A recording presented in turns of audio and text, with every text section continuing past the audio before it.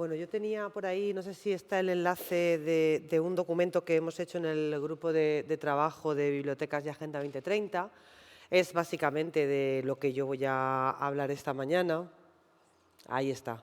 No sé si lo conocéis, está disponible en la librería del Ministerio de Cultura y Deporte, pero también tenéis el enlace a través del grupo de trabajo en la información del periodo del Consejo de Cooperación. Bien, yo os quiero contar que el grupo de trabajo de Agenda 2030 está trabajando desde el año más formalmente desde el año 18, aunque en el año 17 ya estábamos en marcha. ¿Por qué digo esto? Pues porque estamos trabajando casi, no muy alineados, pero casi a la par del inicio de la implantación de Agenda 2030 en España, ¿no? Que era, como en todos los países, el 1 de enero del 2016. Bien, uno de los objetivos que tenía no sé si aquí voy bajando así, no puedo navegar así. Bueno, así sí. Uno de los objetivos que tenía el grupo era visibilizar, me vais a perdonar que me aprenda esto, ¿cómo va? Pues no, voy para adelante solo. Bien, el grupo de trabajo, una de las que quería era visibilizar qué estábamos haciendo, ¿no? Visibilizar y conocer. Era uno de los objetivos desde el inicio, qué estábamos haciendo, cuáles eran esas buenas prácticas que hoy nos reúnen aquí, ¿no? Pero también queríamos saber cómo estábamos situadas las bibliotecas en las estrategias. Yo voy a ser un poco más ejecutiva, igual que han sido mis predecesores, porque al final la Agenda 2030 es un marco político. Es un marco político que se mide con indicadores, es un marco político que se mide con estrategias y con políticas públicas, desde las instancias que las formulan, pero con un concepto muy amplio de alianzas. ¿Por qué? Porque la propia Agenda 2030 entiende que los gobiernos por sí solos no pueden conseguirlo. Entonces, es muy importante la participación activa de universidad, sector privado, sociedad civil, ciudadanía y, por supuesto, líderes políticos en la formulación de estrategias. Entonces, por eso, uno de los objetivos que nos marcábamos era analizar y conocer qué está pasando en España, cómo se están viendo las bibliotecas en ese marco del desarrollo. Ni que decir tiene que hasta el año 2021, que se presenta la estrategia en el examen voluntario nacional de España, las bibliotecas no aparecían en la estrategia nacional. Hemos trabajado y estamos trabajando bastante duro para que esto sea así. Bien, una de las cuestiones que hicimos o que más también nos esforzamos fue en crear la estrategia. Hay una estrategia que le hemos llamado con toda la pompa del mundo Estrategia Nacional de Información y Bibliotecas, que fue presentada en el Consejo de Cooperación Bibliotecaria en el año 19 y que todos los miembros del Pleno, es decir, todas las comunidades autónomas, más todas las entidades que tienen competencias en materia de bibliotecas, aprobaron. Lanzo esta idea simplemente para que para que entendamos que es un grupo de trabajo en el Consejo de Operación, se ha aprobado trabajar en esta línea y que esa estrategia marca 4 líneas de trabajo, de las que voy a hablar un poco casi enlazándolas con mis conclusiones, para que tengáis un poco de idea, porque no es objeto hablar de esa estrategia. Pero ¿qué nos pasó desde el 2019 que se publica hasta el año 21 y con pandemia mediante? Pensamos, no, lo que tenemos que hacer es reflexionar, ¿no? Tenemos que saber qué está pasando, analizar toda esta información que hemos ido recopilando durante estos 2 años y, sobre todo, con 2 ideas principales: para modificar la propuesta o para replantear la estrategia, por un lado, pero también para inspirar. Para que la gente, para contar lo que hacemos, porque si no contamos lo que hacemos, como han hecho mis dos compañeros precedentes, nadie sabe lo que hacemos. El primer ejercicio es contarlo, queremos saber qué está pasando. Nosotras fue difícil ese análisis y al final la presentación la hicimos con las 5 Ps. ¿Qué quiere? Que las 5 Ps son las 5 entidades principales sobre las que pivotan los objetivos de desarrollo sostenible. Y son las personas, la prosperidad, el planeta, la paz y las alianzas, que en inglés es con P, pero en castellano es con A. Pero son las 5 Ps. Y al final, ¿por qué lo presentamos así? ¿Por qué presentamos las buenas prácticas centrándonos en las personas, en la prosperidad, en el planeta, en la paz o en las alianzas? Porque al recoger y recibir las buenas prácticas nos dimos cuenta que había muy diferentes miradas, muy diferentes criterios y sobre todo había un desconocimiento de la Agenda 2030. Y lo digo así con todo el cariño del mundo, pero porque realmente la Agenda 2030 no es un titular. O sea, erradicar la pobreza es el titular del ODS 1, pero se concreta en 6, 7, 8 metas, depende de cada objetivo, y eso es lo que significa erradicar la pobreza. Entonces, que hagamos un curso de formación tiene mucho que ver con la educación, claro, así a simple vista es un enlace, pero ¿a qué meta del objetivo ODS 4 que habla de educación igualitaria, de garantizar la escolarización, de educación de calidad? ¿A cuál de esos de verdad apunta ese curso que estamos haciendo? Entonces decidimos, como estamos absolutamente convencidos y coincido plenamente con el discurso de Carlos, estamos absolutamente convencidas y comprometidas de que el acceso significativo a la información, a la cultura y al conocimiento impacta en las personas y por tanto en las comunidades y tiene capacidad de transformación, seguimos queriendo plantear esto, pero con esas 5 Ps, con esas 5 entidades genéricas. Otra cuestión que me gustaría, y los ejemplos anteriores me sirven de mucho, es que otra reflexión muy importante y una discusión en el grupo de trabajo fue acción y sensibilización. Tenemos muchos proyectos de sensibilización, hablar de, enseñar, recomendar la lectura, todo es sensibilizar sobre el desarrollo. Ojo, eso también es una meta. Está la 4.7, que es educación para el desarrollo. Pero todo es más sensibilización y no tanto acción. ¿Y por qué no tanto acción?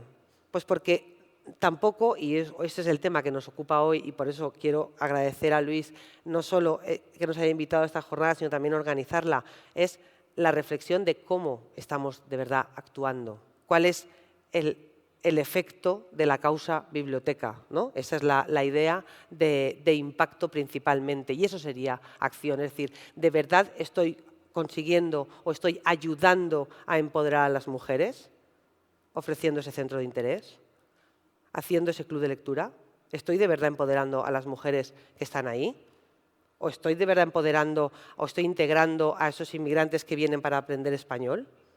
Esa es la idea principal de la diferencia, ¿no?, entre lo que es sensibilización y lo que es acción. Y esta es una idea que me gustaría que también estuviera a la hora de evaluar presente en el trabajo que hacemos hoy, porque a nosotras nos ha llevado una buena reflexión, ¿eh? Y cuando digo nosotras, somos 6 o 7 en el grupo, viene gente de públicas, perdón que no he presentado al grupo, Caridad Montero y a su maestro y Andreu Orte de Bibliotecas Públicas, Judith Casals de Bibliotecas Universitarias, Natividad Muntaner de Bibliotecas Especializadas y María Pousa de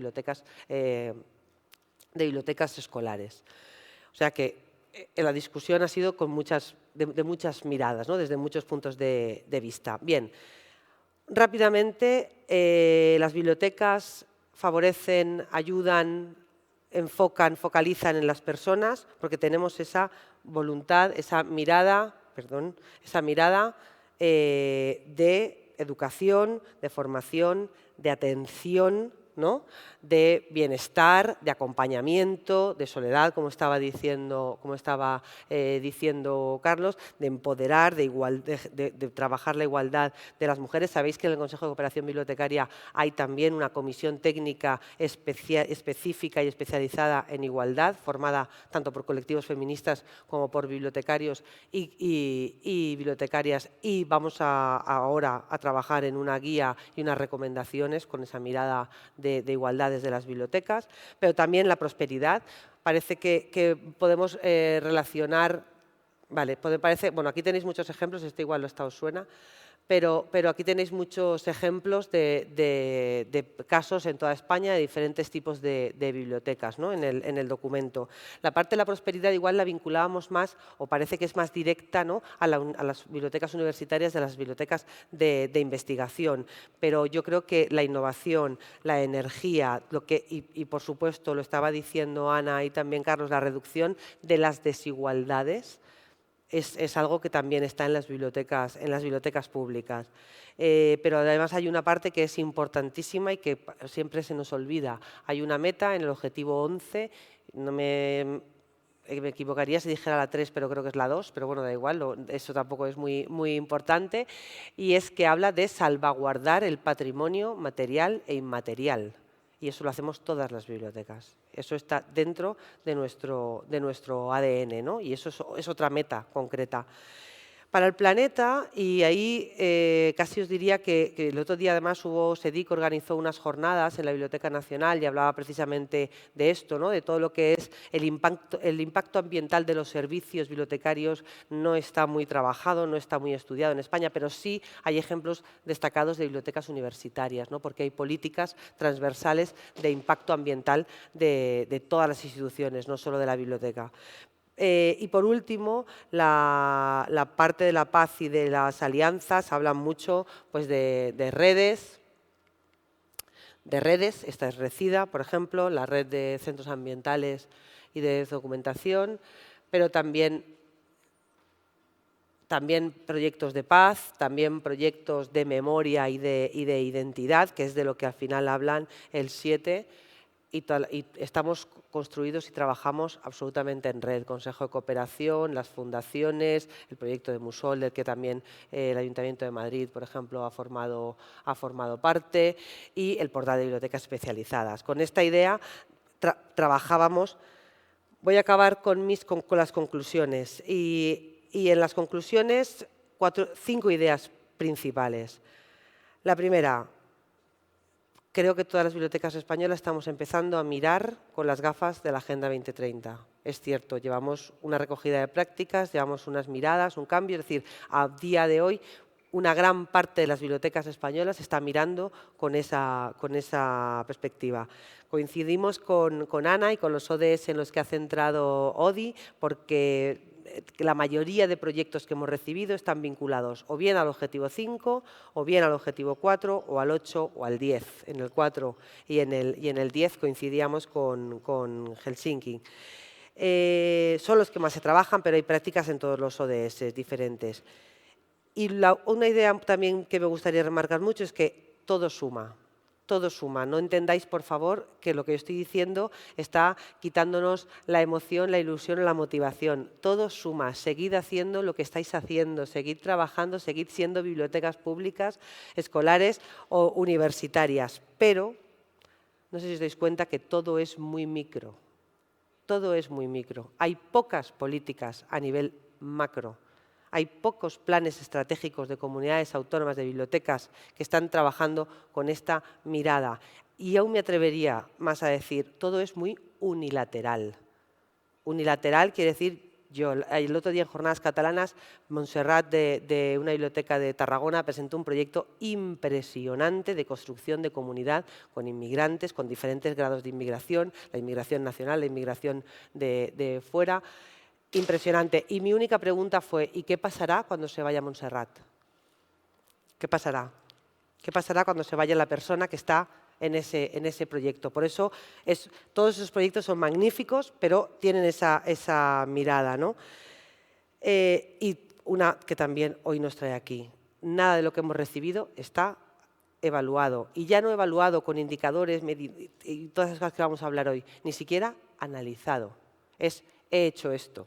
He hecho esto, pero no está evaluado. Bien, con todo esto, ¿qué nos proponemos? Y con esto acabo. Bueno, os había dicho que la estrategia tenía 4 líneas de trabajo. La palabra, lo ha dicho Luis al principio, cambiar la mentalidad. es como el objetivo que nos planteamos más importante, pero en la línea 1 nos planteamos continuar con la sensibilización dentro del sector bibliotecario y fuera del sector bibliotecario, también a nivel político. Y esa sensibilización la tenemos que hacer todos, los que estamos aquí, los que están dirigiendo los servicios y los que están dirigiendo la política nacional. O sea, todos tenemos que visibilizar y pelear porque las bibliotecas estén en esa parte de la estrategia. En esa línea, FESAVID tiene una vocalía en el Consejo de Desarrollo Sostenible de España, que es el consejo que vincula a la sociedad civil, ¿no? Entonces, sociedad civil e instituciones podemos ir de la mano para trabajar en la misma estrategia. Os he dicho, en la estrategia que se presentó, ahí estuvimos trabajando ya el grupo de trabajo del Consejo de Desarrollo Sostenible y FESAVID estuvo presente, fue en la estrategia presentada por España al examen voluntario nacional en el 21, aparece las bibliotecas en el reto 1, en el reto de transformación de la sociedad. Eso es un superlogro. Hay que seguir trabajando y seguir visibilizando las bibliotecas ahí. Pero también comentábamos con Luis, por ejemplo, nos da mucha pena que el plan de fomento de la lectura que se acaba de publicar a finales de año esté solo en la línea de la economía circular. Miramos otra vez la lectura como parte de la industria y de la producción editorial, y mañana seguramente hablaremos de esto más, pero está dentro del circuito económico, no se ve el poder transformador de la lectura en la estrategia. La línea 4, que es la de hoy, una de las frases que me pidió Luis, para mí es datos, datos, datos, y relatos también, pero datos, datos. No podemos hablar a nivel macro, a nivel estatal, a cuántas mujeres atienden las bibliotecas españolas. No podemos decirlo. No podemos decir tampoco qué programas o qué actividades hay a nivel sin irnos de la norma ISO, o sea, no hay que inventar indicadores, cuántos servicios o cuántos programas tenemos para atender a colectivos con necesidades especiales, que no significa que estén en el marco de una vulnerabilidad, simplemente que tienen necesidades especiales.